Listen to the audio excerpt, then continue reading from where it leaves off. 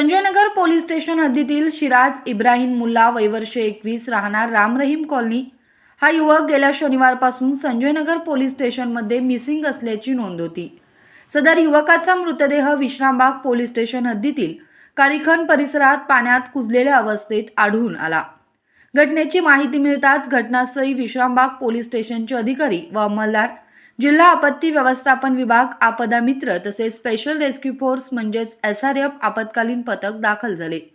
मृतदेह अत्यंत अडचणीच्या ठिकाणी असून पाण्यात तीव्र दुर्गंधी येत असल्यामुळे रेस्क्यू करताना अनेक अडथळे येत होते। तसेच पाण्यात उतरण्यासाठी योग्य जागा नसतानाही स्पेशल रेस्क्यू फोर्सच्या जवानांनी अथक प्रयत्न करून सुरक्षितपणे मृतदेह बाहेर काढला। रेस्क्यू पूर्ण केल्यानंतर मृतदेह पुढील तपास व शवविच्छेदनासाठी सांगली शासकीय रुग्णालय येथे पाठवण्यात आला आहे। या प्रकरणाचा पुढील तपास विश्रामबाग पोलीस ठाणे करीत आहे।